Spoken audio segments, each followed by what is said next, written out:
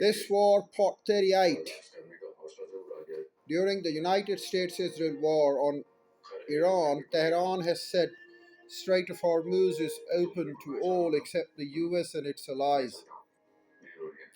The death toll in Lebanon rose to 886 following the escalation of Israel attacks from March 2 to March 16. Let's talk about 17th of March 2026.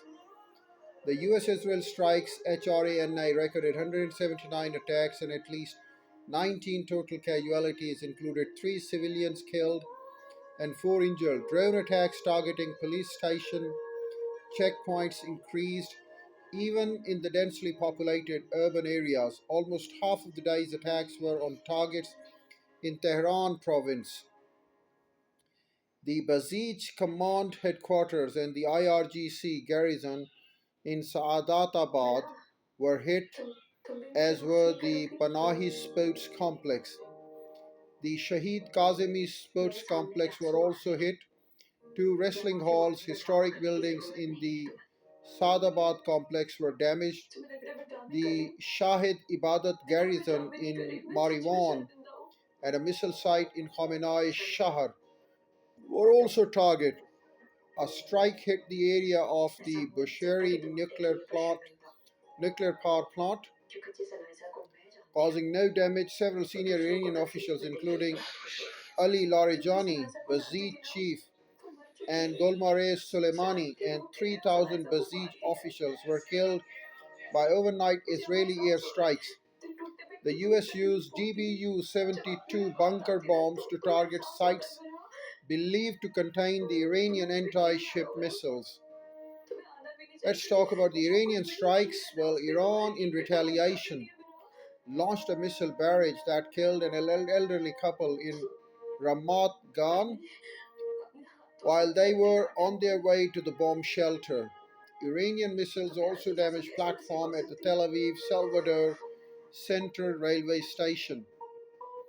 Kuwait flagged liquefied petroleum tanker Gas Al Ahmadiyya suffered minor damage after being attacked by a projectile east of Fujairah.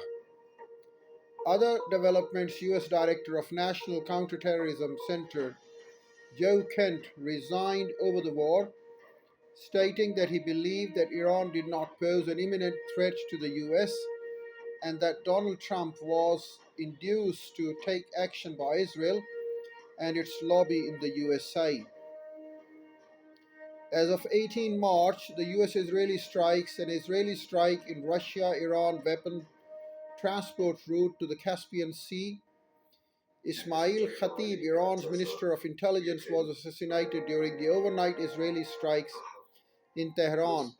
Multiple explosions were reported in the early morning hours. Targets included naval zones, major port facilities, including areas around Shahid Bahanor and Shahid Rajai ports, as well as near an oil terminal in Bandar Abbas. A strong explosion shook Ahvaz in Zaytun Karamandi area. An early morning blast was reported in Songhor, a town close to the Iraqi border, while another explosion was heard near Kazerun in southern Iran, west of Tehran. Multiple blasts occurred in Malad over a short time of span. In Fardis, US-Israel strikes target a helicopter manufacturing facility in the Naz industrial district.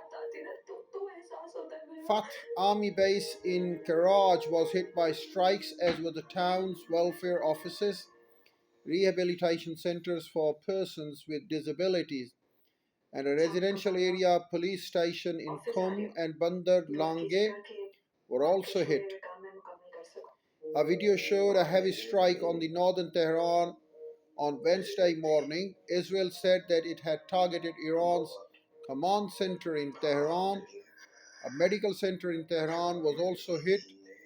Parts of the Iranian South Paras gas field were hit by an Israeli strike, and the gas field refineries in Asolia were also hit. and the South Pars gas field by an Israeli airstrike was hit. The gas field refinery in Rosolia were also hit.